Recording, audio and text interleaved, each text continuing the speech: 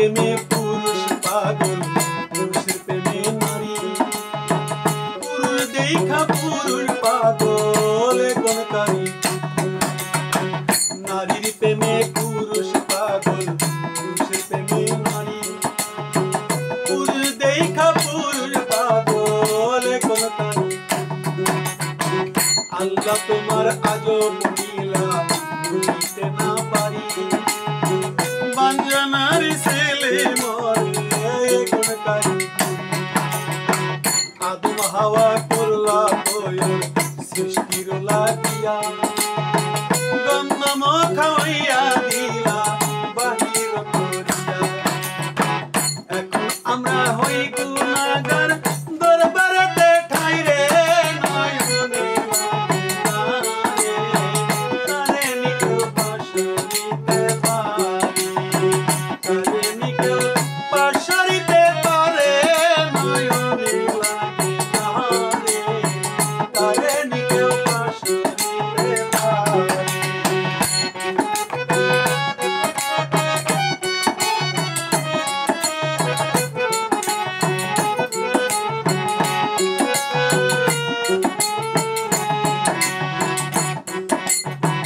বাগদাদের ভিতরে একজন মনসুর আউলিয়া, পিতাকে অপমান কইরা গেছে অপরাধী হইয়া।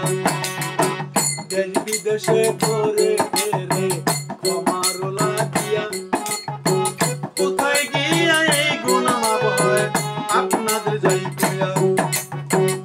নদী কিনার দিয়া মনসুর যাইতাছে হাঁটি, একজন মান পাইলে কথা হইবে খাঁটি। কলসি লইয়া একজন নারী পিছে পিছে গেল, পিছে পিছে যাইয়া মনসুর পাকের ঘরে ঢুকল। ওই মহিলার নামটি ছিল ফাতেমা লাহোরী। কলসি রাইকা মনসুরকে চুলের মুঠি ধরি, চুলের মুঠি ধইরা মনসুরকে ঘড়ির মাছির নিচে, লাকড়ির মাছার নিচে মনসুরকে দিল বসাইয়ে। কত বছর থাকবি রে মনসুর, থাকবি এখানেতে নয়নে লাগে তারে, তারে নিকেও পাশরিতে পারে।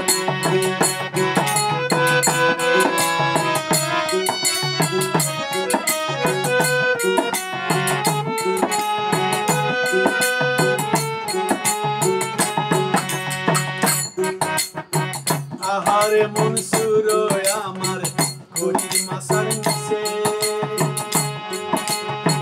বসে আছে, একটি কথা কইলে পারে সারি। যত গুনাহ মাফ হইয়া যায় একটি কথা কইলে, ধীরে ধীরে যাইতেছি বলে আপনাদের যাই বলে।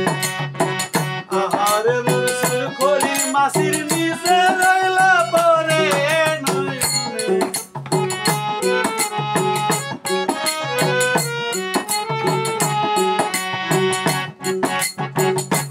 মনসুর ঘড়ির মাছির নিচে বসে আছে, ফাতেমা লাহোরী কলসিটা রেখে দেখতেছে। মনসুর ঘড়ির মাছির নিচে বসায় দিয়ে বলতেছে, মনে মনে কয় তোর সঙ্গে যদি আমি কথা বলি তাহলে আমার যত আমল আছে সব তোর আমল নামায় যাবে, আর তোর পাপের পাল্লাগুলো আমার পাল্লায় ভারী হবে।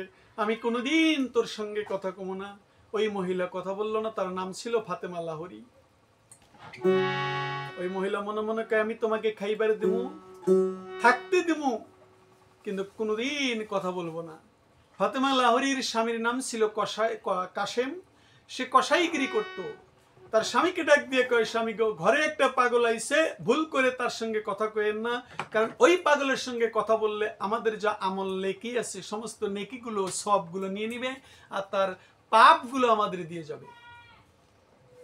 মনসুর এমন গুনাহগার, এমন পাপিষ্ট ছিল যে পাপের ভরে কসাই একটা গরু কিনে নিয়ে আসছে, ওই গরুটা পরে হঠাৎ করে মারা গেল মনসুরের পাপের ভরে। কসাই বলে, ও গো আল্লাহ, ব্যাপার বুঝি না, রোগ বালাই কিছু নাই, গরু কেমনে নাই মরিয়া।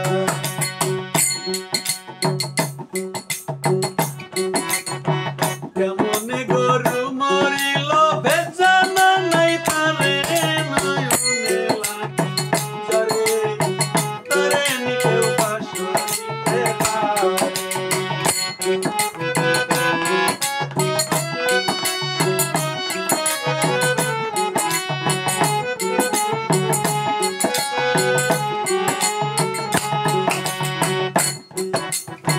গরুর গলা ধইরা কষাই করছে কান্দনা, একটি মাত্র সম্বল গরু গেল বিদায় হইয়া, বাল বাচ্চা লইয়া আমি কেমনে বাঁচিব।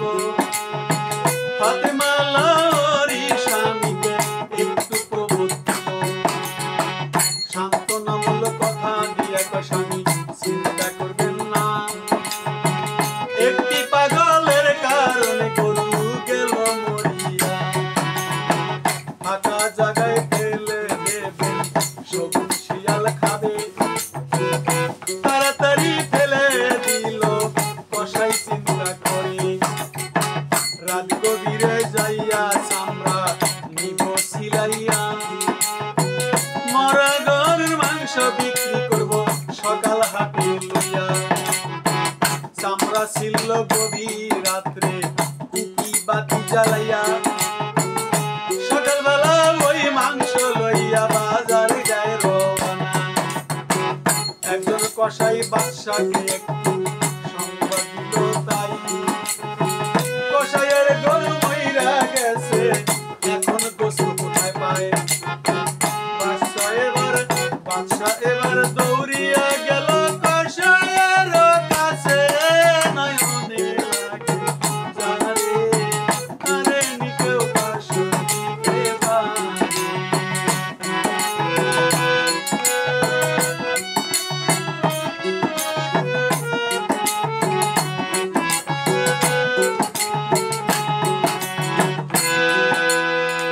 কসাই মরা গরুর মাংসটা নিয়ে বাজারে চলে গেছে। বাজারের কসাইয়ের শত্রু কসাই আর একটা কসাই সংবাদ দিল বাদশাহ নামদারের কাছে, হুজুর গতকালকে গরু একটা কসাইয়ের মারা গেছে, আর তো গরু নাই, মাংস কোথায় পেল? মনে হয় সে মরা গরুর মাংস নিয়ে আসছে। বাদশাহ কি করলো, পরীক্ষা নিরীক্ষার যন্ত্র নিয়ে MBBS ডাক্তার নিয়ে বাজারে ঢুকে পড়লো। মাংসগুলো পরীক্ষা করে কয়, কসাই মৃত গরুর মাংস নিয়ে আসছ, তোমার ফাঁসির হুকুম হলো। কসাই কান্দে আর কয়, বাদশাহ নামদার আমাকে একটু মাফ করে দেওয়া যায় না? বাদশাহ বিচারের কার্যালয়ে বসে কয়, মাপ তুমি পাইতে পারো, 12 বছর পরে 12 বছরে 12টা খাসির মাংস দিতে হইবে, এটা তোমার জরিমানা। যদি 11 বছর দিলে আর 1 বছর দিতে পারলা না, তখন ভুল করলে পরে আবার 12 বছর দিতে হবে, জরিমানা ডাবল হবে। বাদশাহ কয়, দিবের পাইয়ার না পাই বাইসে যাই। কসাই ঘুরে এসে কয়, বিবি গো এখন আমি কি করব? 12 বছর 12টা খাসির মাংস দিতে হবে।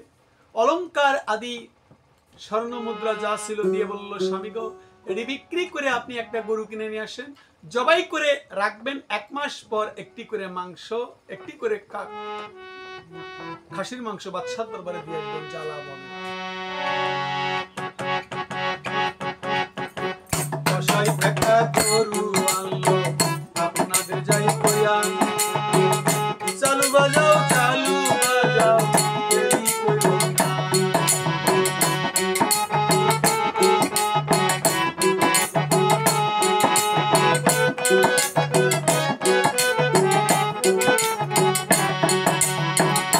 আহারে এবার মাংস গুলো লাভ হয় তাই, এই গরু বিক্রি করিয়া একটি মাসও হয় কিছু লাভ হয়, টাকা জমা করে একটি খাসি কেনে, খাসি কিনে বাদশার দরবারে এবার দিয়ে আসে। মনসুর আমার লাকড়ির মাসার তলে বইয়া রয়, ওইখানেতে রুটি খায়া কিছু ঢেলাইয়া দেয়। একটা করে খাসি নিয়ে আসে বা গরু নিয়ে এসে বিক্রি করে, 1 মাস ভরা টাকাটা একটু জমা রাখে, কিছু খায় কিছু রাখে, 1 মাস পর একটি করে খাসি কিনে বাদশার দরবারে দিয়ে আসে। এইভাবে 12 বছর দিছে। 12 বছর যখন খাসি দিছে, এই শেষের বছরের দিনটায় খাসি আর পাওয়া যায় না। কসাই চোখের পানি ছেড়ে কয়, বিবি গো খাসি তো পেলাম না, এখন উপায় টাকা আছে কিন্তু খাসি পাই না। আজকে শেষ দিন, বাজারে যাব, যদি খাসি না পাওয়া যায় তাহলে আগামীকাল থেকে আরো 12 বছর দিতে হবে। বাদশার সঙ্গে তো এই চুক্তি হয়েছে। কসাই বাজারে গেছে, খাসি পাওয়া যায়, 2-4টা খাসি আছে, খাসির গায়ে হাত দিতেছে, একটু মোটা তাজা দেখে কিনবে, সবল দেখে কিনবে। কিন্তু কিনতে গিয়ে হাত দেওয়ার সঙ্গে সঙ্গে যে খাসির গায়ে হাত দিচ্ছে ওই খাসিটাই পাটা হয়ে যায়। খাসি কিনতে পারলো না কসাই, হাটের ভিতরে হয়েছে পড়ে গেল যে খাসি ছাগল বাজারে আনলে পাটা হয়ে যায়। একজন ব্যক্তি কয় হাটের কোনো দোষ নাই, এটা কাশেমে কসাই গায়ে হাত দেওয়ার সাথে সাথে পাটা হয়ে গেছে। অবস্থা বেশি একটি ভালো না বুঝতে পেরে হাটের ভিতরে গ্যামজাম, কসাই দৌড়ে পালায়া বাড়িতে আসলো। এসে কয়, বিবি কালকে আমার ফাঁসি হবে, কারণ চুক্তি হয়েছে, তাই খাসি দিতে না পারলে আমার ফাঁসি, আর যদি দিতে পারি তাহলে ফাঁসি হবে না, যদি ভুল করি তাহলে আরো 12 বছর। আজকে একটাই দিতে পারি না, কাল থেকে আবার এতগুলি খাসি কোথায় থেকে দিল?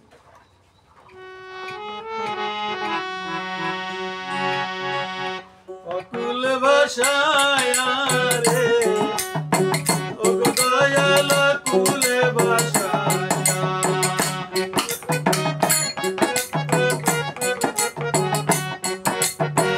মানব জনম নষ্ট হইল রে দয়াল তোমার হারায়া রে। তুমি কোন খেলা খেলাইলা, কাউরে দিলা সাতটালাতে, কেউ হয় দেশন করি, কেউ হয় থাকে গাছতলাতে গো দয়াল, কে কোন কারি কুরি রে।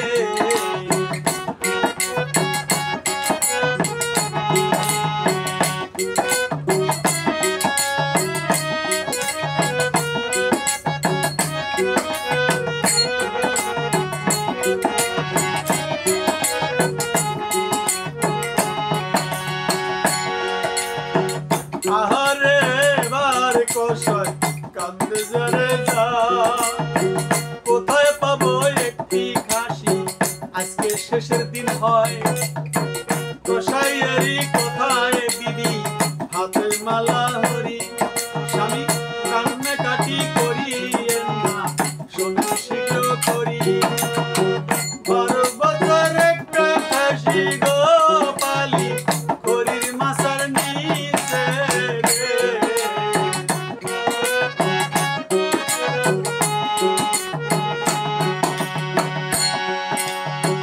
12 বছর হইল খাসি পালি, পাকের ঘরে গো স্বামী, পাকের ঘরে পালি, জবাই করে দিলে মাংস লইয়া দিবেন, ওই না বাছার বাড়ি রে।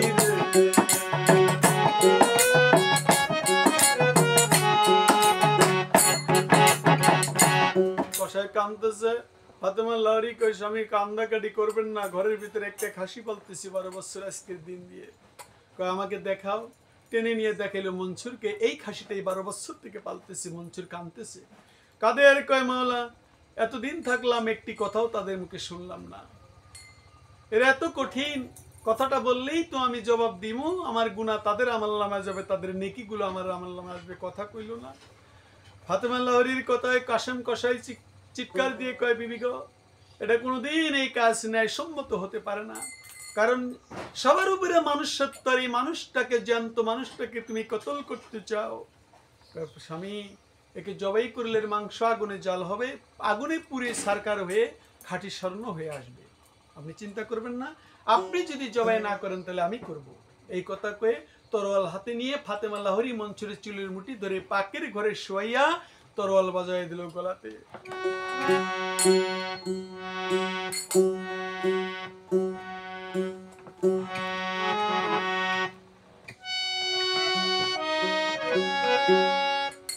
গলাতে খুঞ্জর বাজাইলো মনসুরের পায়, আকাশ পাতাল কেঁপে, আকাশ পাতাল কেঁপে এলো আপনাদের জানাই।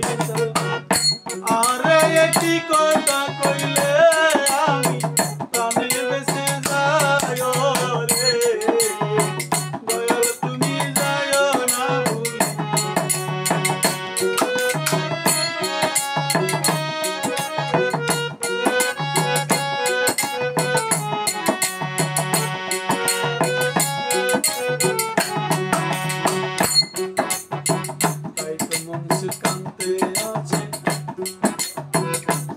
তাকায়া তাকায়া তবু কথা কইল না রে জবাই দিলেন যে করিয়া রে রক্তের ফোঁটা পড়তেছে জমিনের ভিতরে বাবার অপমানে জবাই হইয়া গেল গো মঞ্জুর কয় এরকম অপমান কেউ কইর না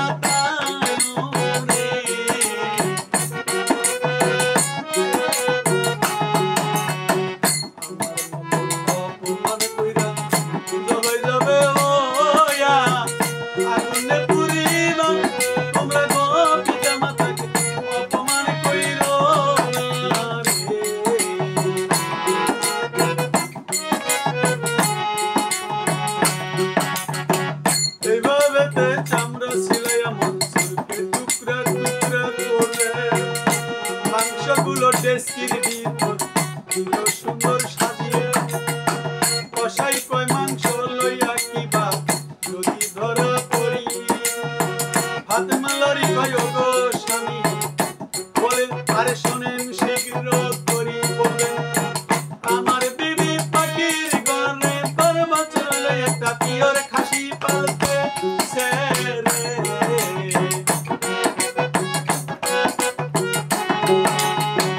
পাখির ঘরে খাসি পালে তাই মোহাব্বতের খাসি দিলাম আপনার দরবারে বাচ্চা হইয়া গেল খুশি চলে আইলো দারুণ কসাই তো গেল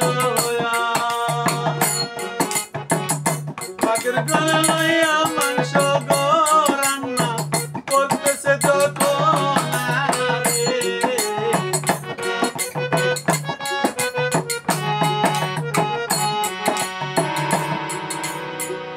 পাকের ঘরে নিয়ে মাংসগুলো উঠাই দিছে ওই মাংস থেকে একটি আওয়াজ আসলো হে বাদশা রানী হে বাদশা মানুষের মাংস কি মানুষ খাওয়া জায়েজ আছে পাতিল থেকে আওয়াজ হয়ে গেল বাদশার স্ত্রী ভুল চিৎকার দিয়ে দৌড়ে গেল বাদশার কাছে কান্দো কেন মাংসের ভিতর থেকে বলতেছে মানুষের মাংস কি মানুষ কোনোদিন খায়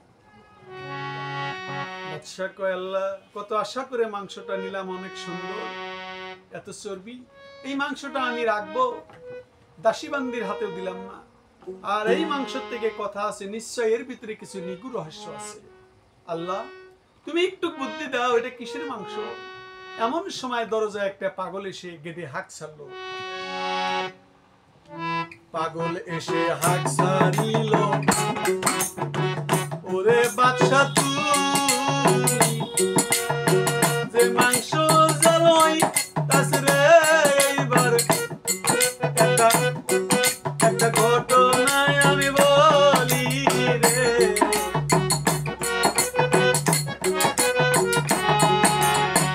ওগো বাদশা ঘটনা বলি তোমার বিজয় কইয়া মুনসুর নামে একজন ব্যক্তি ছিল আউলিয়া বাবাকে অপমান করে অপরাধী হইয়া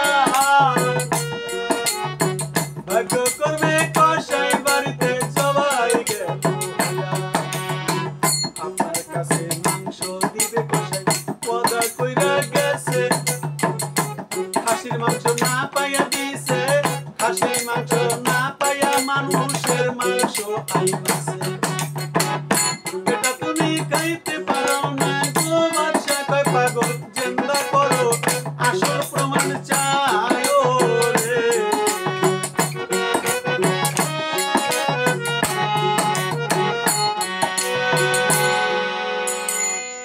বাদশা সমস্ত ঘটনা বললো ও তাহলে কসাই বিপদে পড়ে গেছে বাদশা কসাইকেও মাফ করে দিল দিয়ে বলতেছে তাহলে কি হবে এখন বলে এটা বাগদাদের মনসুর আউলিয়া আউলিয়া হবে একদিন পিতাকে অপমান করে দেশ বিদেশে ঘুরতেছে তাড়াতাড়ি করে ভিতরে যে বলতেছে পাগলা বাবা মনসুর কি ইন্তেকাল হয়েছে কয় না ইন্তেকাল হইলে তো তার সাজা আর কি হবে তার কষ্ট হইতেছে সঙ্গে সঙ্গে আল্লাহর নাম নিয়ে তাড়াতাড়ি করে মনসুর সেখানে সুস্থ ভালো হয়ে গেল ইসমে আজম গুণে গুপ্ত নামের গুণে সেই দোয়া পাঠ করে যখন মাংসতে ফুক দিল মনসুর তো মরে নাই তাড়াতাড়ি মাংসগুলো এক জায়গায় হয়ে কুদরতে তিনি ভালো হয়ে গেল তখন বলতেছে, হুজুর আমার কি বাবার অপমানের গুনাহ মাফ হয়েছে? বলতেছে, মাফ হয়েছে, কিন্তু যে বাদশার বাড়িতে বা বাদশার কাছে ঋণী হলো, ঋণী তুমি, বাদশার কাছে ঋণী হলো কসাই, আর কসাইয়ের বাড়িতে তুমি 12 বছর থেকেছো, খেয়েছো, কর্ম করো নাই। আল্লাহর ওলি হইতে গেলে কারুর খানা কর্ম না করে খাওয়া যাবে না, তাহলে ঋণী হইতে হয়। তাহলে তুমি বাদশার কাছে ঋণী কসাই, তুমি কসাইয়ের কাছে ঋণী ভায়া হয়ে তুমি এই বাড়িতে 12 বছর চাকরি থেকে বাদশার ঋণটা, কসাই ঋণটা তুমি শোধ করে দিয়ে বাগদাতে চলে আয়। সাধন ভোজন করলে আল্লাহর নৈকট্য লাভ করতে পারবে, আল্লাহ প্রাপ্তি হতে পারবে।